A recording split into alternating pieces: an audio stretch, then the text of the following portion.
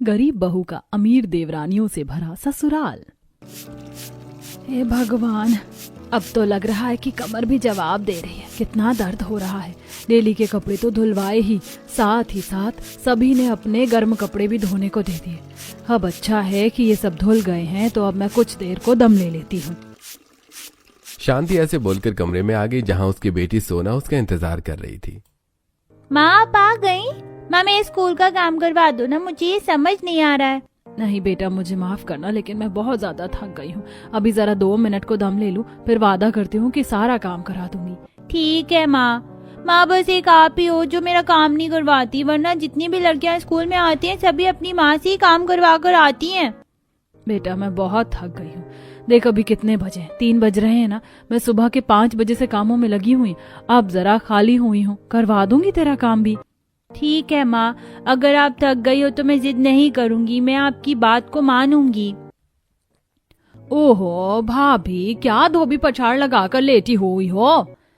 कोमल, मैंने सारे कपड़े धो दिए हैं और जो जो भी मुझे करने को बोला था वो सब मैं कर चुकी हूँ, और अब मुझे बहुत ज्यादा थकान हो रही है। काम हुआ कि नहीं वो बताओ, ये नहीं कि पहले ही अपने थकान की कथा सुना दो। अच्छा भाभी जी, जाओ खाना बनाना है, वो काम भी निपटा दो। खाना वो तुम लोग बना लो ना। तुम्हारी जेठानी होने के बाद भी मैं ही घर के सारे काम करती हूँ। अब ये एक काम तुम कर दो। वैसे भी घर के काम करना तो सभी बहुओं का हक है ना। अच्छा, 2 कौड़ी की चौल से आई हुई अब एक सादी सी लड़की हमें ये बताएगी कि हम क्या करें, और खुद को हमसे ज्यादा भी साबित करेगी। अरे तो होती कौन है हमसे काम करवाने वाली? हम दोनों महलों की शहजादी हैं। माँ जी हमें पलकों पर रखती हैं। हम घर में क्या कुछ नहीं लाए, और तू क्या लाई है? बोल, क्या हो रहा है यहाँ बहुओं? माँ जी, हमारी भाभी बोल रही हैं कि हम उनकी देवरानियां हैं, उनसे छोटी हैं, तो अब घर के काम हम करें, वो कुछ नहीं करेंगी। नहीं दादी, चाची झूठ बोल रही है, माँ ने ऐसा नहीं बोला था। चुप करो सोना, बच्चे बड़ों के बीच में नहीं बोलते। तू कुछ मत बोल, मैं हूं ना। वाह, अब तेरी बेटी भी जबान लड़ाना सीख रही है। एक बात तो तू और तेरी बेटी अच्छे से समझ ले कि तुम इस घर में बस नौकरानी समान हो। मेरी बहुओं से अगर तुम लोगों ने जबान लड़ाई या किसी काम को बोला तो अच्छा नहीं होगा। और सोना, तू होती कौन है बड़े लोगों के बीच में बोलने वाली? औकात में रह, समझी? माँ, जो भी बोला है मैंने बोला है। आप प्लीज सोना को कुछ मत बोलो, और इसकी नादानी की तरफ से मैं माफी चाहती हूँ माँ जी। और नहीं हो रहा है मुझे कुछ भी। मैं बनाती हूँ खाना, ठीक है ना? हाँ, ऐसे ही लिमिट में रहा कर तो अच्छी लगे, ये नहीं कि ज्यादा फालतू बोलो। आई बड़ी। कमला ऐसे बोलकर अपनी चहेती बहुओं कोमल और धारा के साथ कमरे के बाहर आ गई और शांति सोना को कमरे में ही छोड़कर खाना बनाने को आ गई। शांति सोना की माँ थी, जो कि एक गरीब घर से कमला के घर ब्याही थी। कमला एक लालची और भेदभाव करने वाली औरत थी। शांति के बाद कमला अपनी 2 बहुएं और लेकर आई। कोमल और धारा वो दोनों ही अमीर परिवारों से थी, जिसकी वजह से वो ढेरों दहेज साथ लाई, और कमला का इसी चीज ने मन मोह लिया। वो अपनी 2 बहुओं के गुणगान करने लगी और शांति को बस एक नौकरानी की तरह घर में काम करने को रखा हुआ था। माँ तो चली गई, और माँ अगर एक बार चली जाए तो दोबारा नहीं आती। अब मुझे खुद ही काम करना पड़ेगा। वैसे तो मुझे ये करना आता है, लेकिन मैं चाहती थी कि सभी की तरह मैं भी सभी को बताती कि आज मेरी माँ ने काम करवाया है। लेकिन माँ नहीं करवाएंगी, मैं खुद ही कर लूंगी। मेरी माँ तो कितनी अच्छी है, लेकिन चाची और दादी दोनों बहुत बुरी है। मेरी माँ को रुलाती है। जब मैं बड़ी हो जाऊंगी ना, तो किसी अच्छी जगह में शादी करके अपनी माँ को वहीं बुला लूंगी, जहाँ वो शान से रहेंगी। नन्ही सोना ऐसे ही काम करते हुए अपनी माँ के लिए सपने बुनने लगी। काफी देर के बाद खाना बनाकर शांति कमरे में आई तो उसने देखा कि सोना ने अपना काम कर लिया था, और साथ ही वो सो रही थी, जिसको देखकर शांति की आंखें भर आईं। बेचारी मेरी बच्ची हमेशा बोलती है कि माँ मेरा काम करवा दो, लेकिन मैं भी ना कभी भी उसका काम नहीं करवाती। कितनी बुरी माँ हूं ना मैं। शांति को ऐसे ही अफसोस होता था कि वो अपनी बेटी तक को वक्त नहीं दे पाती थी। शांति अपने पति मुकेश से भी अपनी देवरानियों की शिकायत करती थी, तो मुकेश भी उसकी बात को सीरियस नहीं लेता था। क्या शांति, रोज रोज तुम मेरे ऑफिस से आते ही फतवे लेकर बैठ जाती हो? अरे कभी तो ये बोल दिया करो कि आज तुम खुश हो। मुझे मत सुनाया करो ये रोज की रामायण घर की, मैं तंग आ गया हूँ। आपको नहीं सुनाऊंगी तो किसको सुनाऊंगी मैं? ये बताओगे मुझे मुकेश जी? एक बार जरा सोच कर तो देखिए कि मेरी हालत क्या होती होगी। क्या सोचूं मैं? बोलो। अगर माँ जी तुमसे काम करवाती हैं तो ये तो अच्छा ही है ना। वैसे भी कोमल और धारा दोनों ही कितने कितने पैसे और दहेज लेकर आई हैं अपने साथ। अगर तुम काम नहीं करोगी तो कौन करेगा? और रही बात सोना की, तो वो कौन सा 2 दिन की दूध पीती बच्ची है कि तुम्हें उसे वक्त देना है। अरे वो कर सकती है अपने काम, इसलिए ड्रामा बंद करो। मुकेश की बात को सुनकर शांति हक्का बक्का रह गई। अजी आप ये कैसी बात कर रहे हो? आपको देखकर तो मुझे ऐसा नहीं लगता है कि आपको हमारी जरा भी परवाह है। हाँ नहीं है, अब मेरा पीछा छोड़ो, मुझे घर जाने के बाद सांस लेने दिया करो। अब आपको सांस ही मिलेगी, अब नहीं बताऊंगी, तो आप चिंता नहीं कीजिए। जाइए, आपका पानी गर्म है तो आप जाकर नहा लीजिए। शांति की पति ने भी नहीं समझा, जिससे शांति सबसे ज्यादा उदास हो गई। ऐसे ही लगातार सिलसिला जारी था। शांति को हमेशा ही उसके गरीब घर से होने की वजह से ताने दिए जाते थे और वो चाह कर भी इस सब को रोक नहीं सकती थी। उसकी सारी परेशानी उसकी दोनों अमीर देवरानियां थीं। ऐसे ही सब चल रहा था कि आज के दिन शांति बाकी दिनों के मुकाबले जल्दी उठी हुई थी। इस घर में कोई मेरा अपना नहीं है। अगर ससुराल में कोई मेरे साथ ना होता और बस मेरा पति मेरे साथ होता तो मैं सारी दुनिया से लड़ जाती, लेकिन मुझे नहीं लगता कि मेरे पति को भी मेरी जरूरत है। बस अपनी बेटी के लिए यहाँ रहने से तो मैं खुद ही मर जाऊंगी। सोना, मेरी बच्ची तू बहुत मजबूत है। मैं जानती हूँ कि तू सब कुछ झेल सकती है, तू मेरे बिना जी सकती है। मैं खुद खुशी कर लूं ये तुझे गवारा नहीं होगा, इसीलिए मैं जा रही हूँ। तू अपना ख्याल रखना, मेरा आशीर्वाद हमेशा तेरे साथ है। शांति ने ऐसे बोलकर अपना सामान उठाया और वो दिन के हल्के उजाले और हल्के अंधेरे में हमेशा हमेशा के लिए घर को छोड़कर चली गई। सोना अभी इस वक्त सो रही थी। कुछ ही देर के बाद सवेरा हो गया और सभी घर में जाग गए। ऐसे में गणेश को हॉल में एक लेटर मिला। माँ, भैया, कोमल, धारा, सोना, बाबा सभी यहाँ आइए। अरे क्या है, क्या खजाना मिल गया तुझे जो इतना ऊधम कर रहा है? अरे बाबा, खजाना नहीं मिला है, एक बुरी खबर है। घर की नौकरानी मेरा मतलब है कि भाभी शांति भाभी एक लेटर लिख कर गई हैं। मैं दिखाता हूँ, ये देखिए।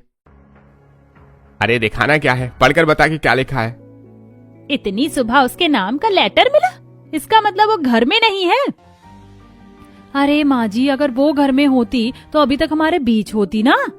माँ, मेरी माँ कहाँ गई? मेरी माँ, दादी। मेरे सर पर है। अरे मुझे क्या पता होगा, मुझे बताकर गई है क्या? अच्छा, मैं लेटर पढ़ रहा हूँ। लिखा है, सोना बेटा घबराना नहीं, मैं हमेशा तेरे साथ हूँ। मेरा आशीर्वाद तेरे साथ है। मैं भले ही तुझे दिखाई न दूं, लेकिन कदम कदम पर मेरी दुआएं तेरे साथ चलेंगी। मैं जा रही हूँ, कहाँ हूँ ये नहीं बताऊंगी, लेकिन हाँ, मैं कायर में से नहीं हूँ जो जिंदगी से हार मान लूं। मैं जिंदा हूँ और उम्मीद है कि अब जहाँ जाऊंगी वहाँ खुश रहूंगी, क्योंकि जिस शख्स के साथ मैंने अपनी जिंदगी के फैसले लिए वही मुझे कुछ नहीं समझता। किसी को मेरी परवाह नहीं है और ऐसे में मैं नहीं जी सकती हूँ, इसलिए जा रही हूँ। सभी को अलविदा।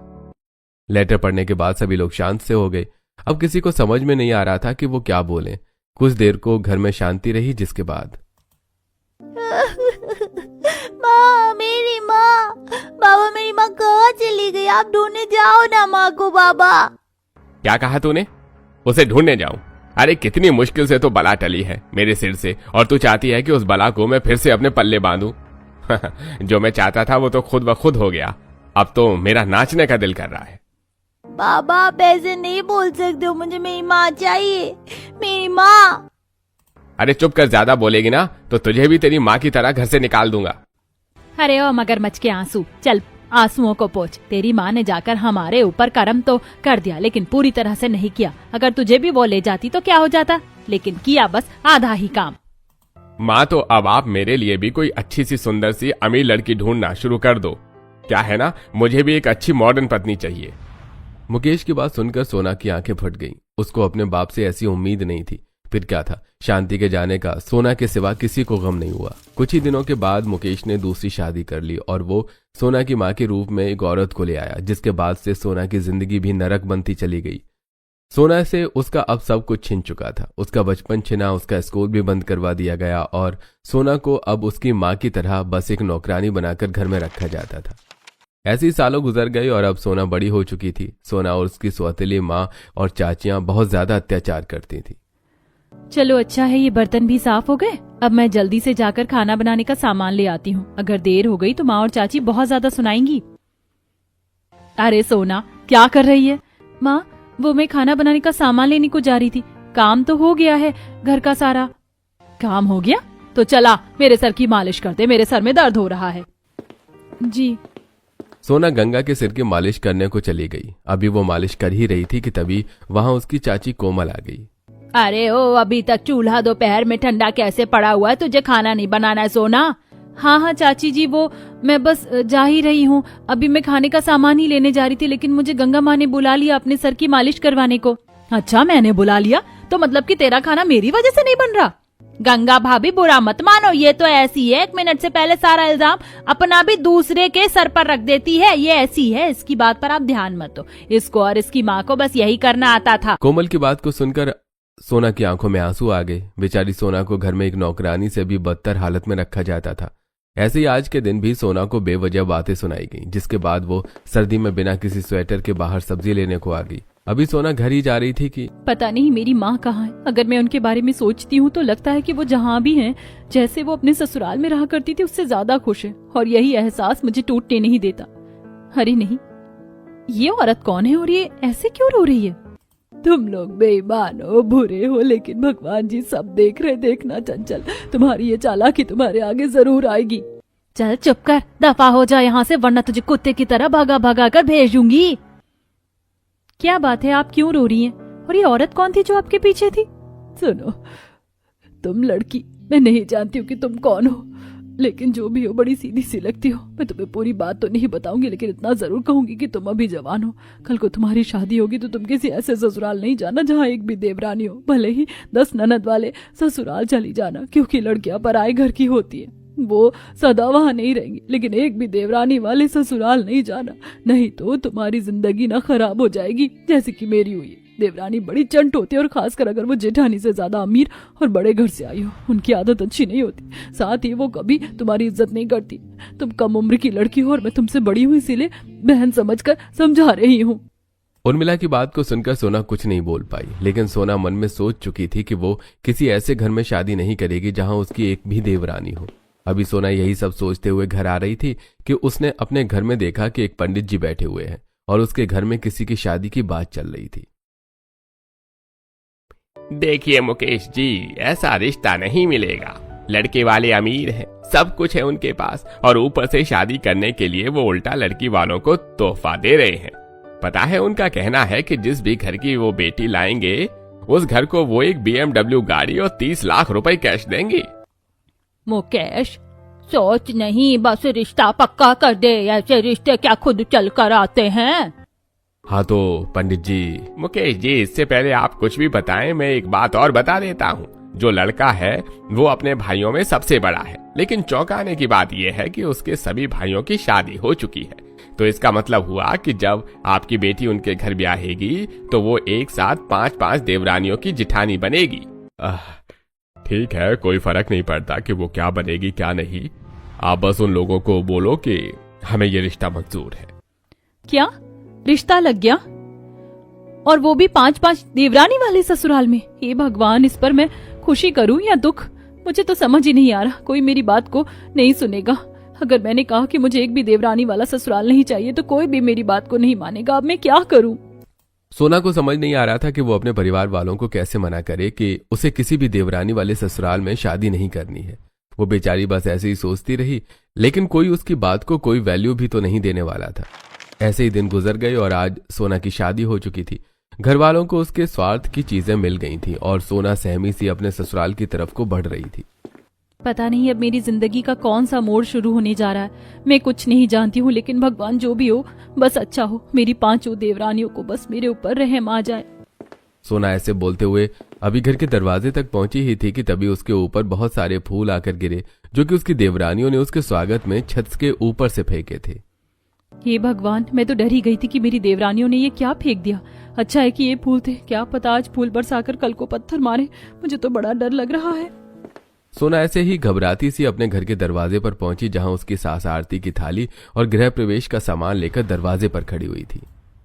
बहू, आखिर तू आ ही गई। अब मेरे सत्यम की जिंदगी में भी खुशियां ही खुशियां होंगी। आजा बहू, अपने पांव से कलश को गिराते हुए अंदर आजा।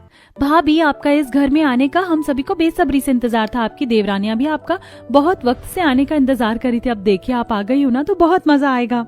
ये मेरी ननद कैसी बातें कर रही है? ये इन मीठी मीठी बातों से मुझे कुछ समझाना चाहती है, या फिर ये जो बोल रही है वो सच है? सोना ऐसे ही कंफ्यूज होते हुए अपने ससुराल में आई, जहां गृह प्रवेश होते ही उसको उसकी देवरानियों ने घेर लिया और भाभी इतने वक्त से आपका इंतजार कर रहे हैं हम लोग। अब बस ऐसे तो आपको हम कमरे में जाने नहीं देंगे। पहले रुको, हमारे पास आपके लिए कुछ है। क्या है मेरे लिए? मुझे कुछ नहीं चाहिए। भाभी घबरा क्यों रही है? हम कौन सा आपको राइफल दे रहे हैं? हाँ बीना भाभी, हम सभी आपके लिए गिफ्ट्स लेकर आए। ये लो भाभी। सोना की चारों देवरानियों ने उसके लिए महंगे महंगे गिफ्ट्स निकाले, लेकिन अपने अतीत से परेशान सोना को उन्हें लेने की हिम्मत नहीं हुई। अरे ले लो ना भाभी, इतना भी क्या सोचना। क्या पता कि मेरे आज के ये गिफ्ट्स लेने मेरे लिए सबसे ज्यादा खतरनाक साबित हो। मुझे उम्र भर इनके तले पिसना पड़े। नहीं नहीं नहीं, इससे अच्छा तो मैं गिफ्ट्स ही नहीं लूंगी। हाँ नहीं नहीं नहीं नहीं, मुझे कोई गिफ्ट्स नहीं चाहिए। मैं खुश हूँ जो मेरे पास है। अरे बहू, मना क्यों कर रही हो? हम तो तेरा परिवार हैं और तेरी देवरानियां ये गिफ्ट बड़े ही मन से लाई हैं। नहीं बाबा, मुझे नहीं चाहिए। कोई बात नहीं भाभी, अगर आप अभी कंफर्टेबल नहीं हो तो कोई नहीं, हम नहीं देते। जब आपको ये ठीक लगेगा हम तब आपको ये गिफ्ट्स देंगे। पाकी की बात को सुनकर सोना को थोड़ा सही महसूस हुआ और सोना अपने कमरे में चली गई। सोना के मुंह पर यह अजीब सी घबराहट और डर सभी ने देखा था, लेकिन किसी ने भी उसको जताया नहीं। ऐसे ही अगला दिन निकल आया और आज के दिन सोना की अपने ससुराल में पहली रसोई की रस्म होनी थी। सोना सुबह जल्दी उठ गई और उठकर नीचे आ गई। लगता है कि मेरी देवरानियां उठी नहीं है। चलो अच्छा है, मैं आराम से थोड़ी देर तक अपना वक्त बिता सकती हूँ। नमस्ते माँ जी। नमस्ते बाबा जी। नमस्ते बहू, उठ गई तू? जी बाबा, आप बताएं कि मुझे क्या करना है। अरे बहू, हम क्या बताएं, तेरी सासू माँ ही बताएंगी कि क्या करना है। बहू तू अपनी पहली रसोई बना ले। वैसे भी रस्म तो होनी ही है, देर सवेर कभी भी करो, तो तू अपनी पहली रसोई से निपट। और हाँ बहू, खाना बनाने से पहले अपनी देवरानियों से मदद ले लेना। जी माँ जी। नहीं, मैं उनसे मदद नहीं लूंगी, मैं तो खुद ही बनाऊंगी। क्या पता बाद में मुझे ये सुनने को मिले कि सारा खाना तो उन्होंने बनाया है। मैंने किया ही क्या है, जैसे कभी कभी मेरी चाची जी मेरी माँ के साथ किया करती थी। सोना ऐसे सोचकर अपनी पहली रसोई बनाने को रसोई में आ गई, जहां उसने मीठे में गाजर का हलवा और खाने में छोले भटूरे बनाने का फैसला किया। सोना ने किसी से पूछे बिना ही खाना बनाना शुरू कर दिया था। हाँ तो इतनी गाजर में 1 कटोरी चीनी तो आराम से डाल ही दी जाएगी। अभी डालती हूँ। सोना बस चीनी डालने ही वाली थी कि तभी वहां पर उसकी देवरानी आ गई। अरे नहीं भाभी, रुको। हे भगवान, हे भगवान, क्या हो गया? आप पहली रसोई बना रही हो? भाभी कम से कम एक बार हमसे पूछ तो लिया होता। क्या मतलब? क्या मुझसे कोई गलती हो गई? नहीं भाभी, गलती हुई नहीं, हो जाती। आपने हलवा बनाया, वाह गाजर का हलवा, लेकिन भाभी इसको मीठा करने के लिए इसमें रेगुलर चीनी का नहीं बल्कि शुगर फ्री शुगर का यूज होगा, वरना माँ बाबा इसको नहीं खा पाएंगे। चलो हम बताते कि हमारे घर में खाना कैसे बनता है। क्या यहाँ खाना नॉर्मल नहीं बनता? लेकिन मैंने तो छोले भटूरे भी बना दिए। अरे भाभी क्या हो गया अगर आपने छोले भटूरे भी बना दिए हैं तो? बस जब माँ बाबा को खाना दो तो उनकी प्लेट्स में घी डाल देना, और कुछ करने की जरूरत नहीं है। चलो भाभी, अब खाना बन गया है तो इस बढ़िया खाने को खाने के लिए चलते हैं। सोना की देवरानियां बहुत ही ज्यादा अच्छे स्वभाव की थी। उनकी आदत को देखकर अब सोना को महसूस हो रहा था कि हाथ की 5 उंगलियां एक जैसी नहीं होती हैं। उसकी देवरानियां अच्छी हैं, जिससे कि उसके अंदर हिम्मत आई। माँ बाबा, मैंने छोले भटूरे बनाए हैं, चलिए मैं सभी को निकाल कर दूं क्या? नहीं भाभी, आप रहने दो। आप कब से लगी हुई हैं, हम सभी के लिए खाना बना रही हैं। आपकी देवरानियां है ना, ये हम सभी को खिलवा देंगी। क्या? हाँ भाभी, हम हैं ना, आपने बहुत मेहनत कर ली है। अब आप आराम से बैठो और हम लाते हैं सभी के लिए हमारी प्यारी भाभी के हाथों से बना हुआ गर्मा गर्म खाना। किंजल की बात को सुनकर सोना बैठ गई और उसकी देवरानियों ने सभी को खाना खिलवाना शुरू किया। क्या बात है, खाना तो एकदम लाजवाब बना है। क्या सच्ची? आपको पसंद आया? पसंद क्यों नहीं आएगा बहू, जब खाना इतने दिल से बना हुआ हो तो सभी को अच्छा ही लगता है। शुक्रिया माँ जी, शुक्रिया सभी को। सोना वो अपने परिवार में कंफर्ट हो गई थी। सोना का खाना खाने के बाद सभी ने उसकी काफी ज्यादा तारीफ, जिसके बाद फिर सोना को शगुन भी मिला। ऐसे कुछ दिन और गुजरे और आज सोना के अमीर ससुराल में उसके आने की खुशी में एक पार्टी रखी गई थी, जिससे काफी सारे लोगों को इनवाइट भी किया गया था। सोना को आज के दिन उसकी देवरानियों ने तैयार किया। अब पार्टी शुरू हो चुकी थी और सोना अपनी देवरानियों के पास खड़ी हुई थी कि तभी एक औरत बोली, माधुरी जी, सुना है कि नई बहू जो आई है ना, वो खाली हाथ आई है। बताओ कोई तुक बनता है? इतने अमीर परिवार में बिल्कुल एक सादी सी लड़की को उठा लाई है भावना जी, वो भी उस बेटे के लिए जो सबसे ज्यादा कमाता है। हे है सच में? अरे ऐसी भी क्या मत मारी गई थी जो सबसे कमेरे लड़के के लिए इन्होंने सबसे गरीब लड़की को चुना, वरना इनकी तो हर एक बहू कोई BMW, कोई फेरारी, ऐसी ऐसी बड़ी गाड़ियां लाई है। जेठानी आई सबसे सस्ती। माधुरी और सुषमा की बातें सुनकर बेचारी सोना को अजीब अजीब महसूस होने लगा। सोना की देवरानियों ने भी बाकी औरतों की बातें सुनी थी, इसलिए सभी को चुप करते हुए मान्यता बोली। सुषमा आंटी, आपकी भी तो एक बहू लंबोर्गिनी कार लेकर आई थी ना, और उसमें अपने बॉयफ्रेंड के साथ भाग गई अपने पति को घर में ही छोड़कर।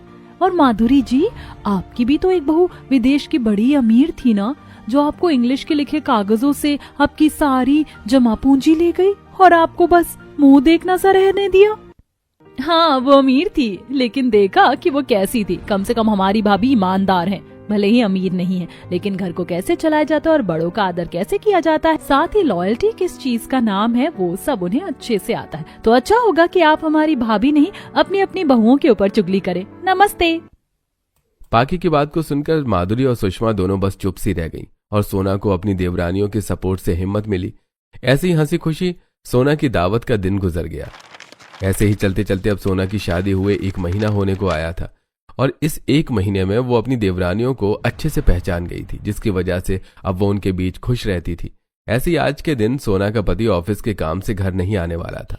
रात हो चुकी थी और सोना अपनी देवरानियों के साथ बैठी हुई थी। हाँ, सही कहा, वो फिल्म तो मुझे भी बड़ी अच्छी लगती थी किंजल। भाभी, अगर आप कहो तो क्या किसी दिन हम लोग कोई अच्छी बढ़िया सी मूवी देखने को चले? हाँ, चलेंगे। भाभी, वैसे आपके चेहरे से एक दर्द, एक दुख झलकता है। आप बताइए कि बात क्या है? आप दुखी क्यों रहती है? क्या आपने कुछ बहुत ज्यादा अजीज खोया है? क्या कुछ और है? अब तुम पूछ ही रही हो तो मैं बताती हूँ। तुम्हें पता है, तुम पांचों मेरी बहनों की तरह हो। तुम सभी बहुत ज्यादा अच्छी हो। मैं बताती हूँ तुम्हें कि ये एक गम की रेखा क्या मेरे चेहरे पर छलकती है, और ये कभी नहीं भर सकती। पता है, मेरा बचपन बहुत मुश्किलों में गुजरा। मेरा बस एक सहारा थी मेरी माँ, वो भी लेकिन मुझे छोड़कर चली गई।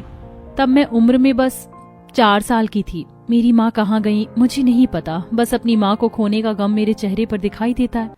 क्या कहा? आपकी माँ कहाँ चली गई थी और नहीं पता कि वो कहाँ है? हाँ, 1 मिनट, तो क्या भाभी आपको पता है कि आपकी माँ किसके सबसे ज्यादा करीब थी, किससे मिलती थी? हाँ, माँ को नानी के घर जाना पसंद नहीं था।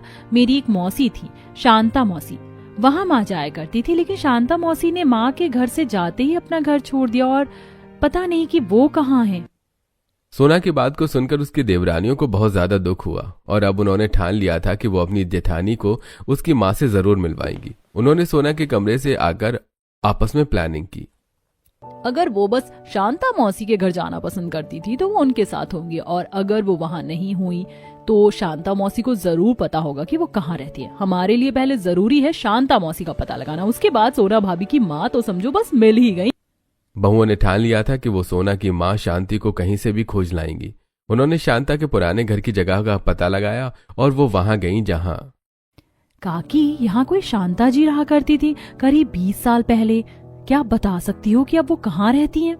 हाँ, वो यहाँ से पास के ही गांव चली गई थी, वहाँ जाकर पूछ लो। शुक्रिया। सुना तुम सभी ने, वो यहाँ के पास के गांव में ही है। नंदिनी के साथ बाकी बहुएं भी दूसरे गांव जाने को राजी हो गई और उन्होंने तुरंत दूसरे गांव के लिए ऑटो कर लिया। वहीं घर में सोना उनके लिए परेशान हो रही थी। पता नहीं पांचों सुबह से कहाँ गायब है। हे भगवान, मुझे तो टेंशन हो रही है।